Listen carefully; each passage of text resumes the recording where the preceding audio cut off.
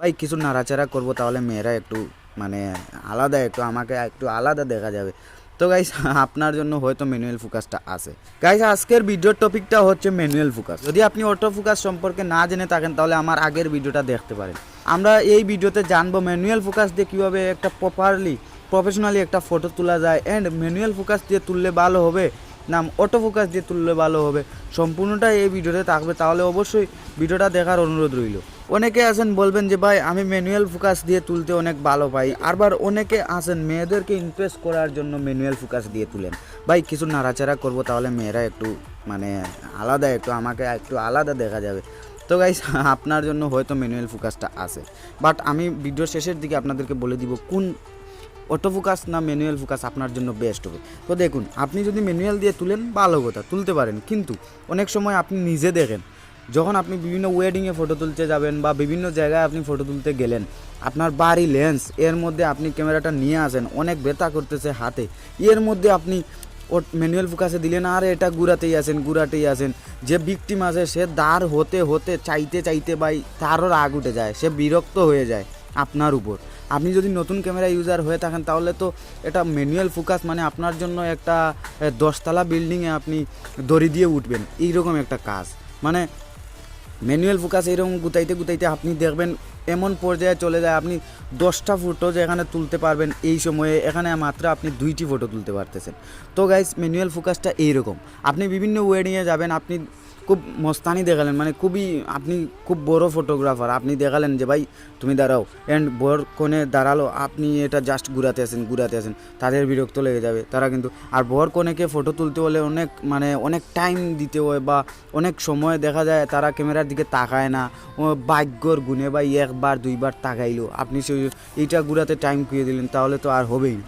আবার অনেক সময় দেখা যায় বিভিন্ন ওয়েডিংয়ে আপনি গেছেন একটু মস্তানি দেখাবেন বা মেয়েদেরকে ইমপ্রেস করবেন, তখন আপনি এই ম্যানুয়াল ফোকাসে এটা জাস্ট ঘুরাতে থাকেন, তখন দেখা যায় মানে আপনি বড় ফটোগ্রাফার, আপনি প্রমাণ দিতে চান।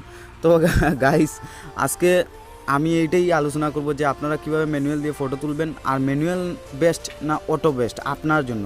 এটা আমি বলিনি যে ভাই ক্যামেরার জন্য কোনটি বেস্ট, ক্যামেরাতে দুইটাই বেস্ট ভাই, আপনি যেইটা আপনি বেস্ট মনে করেন এইটাই আপনার জন্য বেস্ট। কিন্তু এর মধ্যে কিছু সাইড ইফেক্ট আছে। মনে করেন যদি আপনি ম্যানুয়াল দিয়ে ফটো তুলেন তাহলে অবশ্যই জুম দিয়ে দেখবেন চেহারাটা কিন্তু ক্লিয়ার থাকবে না, আপনি ক্লিয়ার করতেই পারবেন না। আপনি আজার বড় লেন্স ব্যবহার করেন, আপনি টেস্ট করে দেখে নেবেন, আপনি ক্লিয়ার করতে পারবেন না। বাট যদি অটো দিয়ে তুলবেন যেখানে আপনি ফোকাসটা দিবেন তখন দেখবেন সেটা ক্লিয়ার যদি না হয় আমার কানটা কেটে দিব, আর কিছুই বলার নেই ভাই।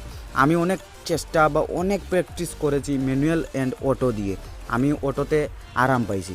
ওকে, তো যাই হোক, এবার দেখেন এই ম্যানুয়াল দিয়ে কীভাবে একটা ফটো তোলা যায়। ওকে, এবার দেখি আমরা ম্যানুয়াল দিয়ে একটা ছবি কীভাবে তোলা যায়। দেখেন আমার এই লেন্সটা ম্যানুয়াল মুডে আছে, ম্যানুয়াল মুড, অ্যান্ড এটা খুব সাধারণভাবে ঘুরতেছে, তার মানে ম্যানুয়াল মুড। ওকে, যাই হোক, আমি এবার স্ক্রিনটা জ্বালিয়ে দিলাম, এবার জাস্ট ফোকাসটা করব। দেখেন কীভাবে ফোকাসটা করতে হবে, জাস্ট এটা ঘুরাবেন। যারা ম্যানুয়াল দিয়ে ফটো তুলতে চান তাদের জন্য এই 2 মিনিট হবে খুবই গুরুত্বপূর্ণ। তো দেখেন আমি কীভাবে ঘুরাই।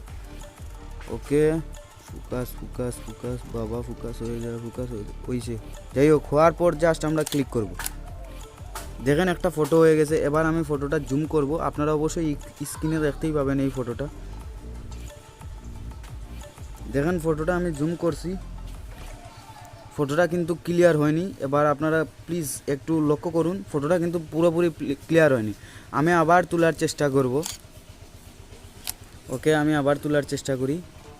দেখা যায় কিন্তু ছবি ক্লিয়ার হয়েছে, বাট ক্লিয়ার হয়নি, আপনারা জুম দিয়ে বুঝতেই পারবেন।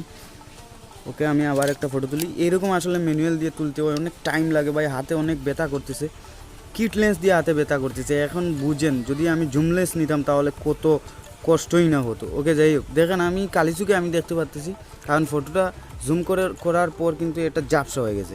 এবার ভাই যারা ম্যানুয়াল লাভার আছেন তাদের হয়তো একটু খারাপ লাগতে পারে যে ভাই আসলে এইরকম হয়ে যায় বা এরকম হয়। তো ভাই আপনাদেরকে আমি একটা সাজেশন দিতে পারি, আপনারা অটো ব্যবহার করেন প্লিজ। অটোতে দেখবেন কীরকম হয়। তো আমি জাস্ট অটোতে আমি একটি ফটো তুলে দেখাই আপনাদেরকে। ওকে, অটো, এবার দেখেন ফটোটার কোয়ালিটি দেখেন, এবার দেখেন প্লিজ, এবার একটু লক্ষ্য করেন দড়িটা কীরকম হয়েছে। তো গাইস এইটাই হয়েছে বিষয়, আমি ম্যানুয়াল বেশি করি না ভাই, আমি অটোই করি। আমাদেরকে ক্যামেরা যেটা দিবে আমি সেটাই মনে করি। তো আপনার জন্য বেস্ট এন্ড আপনি কোনটা দিয়ে ফটো তুলবেন সেটা আপনার কাছে ডিপেন্ড করে, বাট আমার সাজেশন হচ্ছে অটো মোড।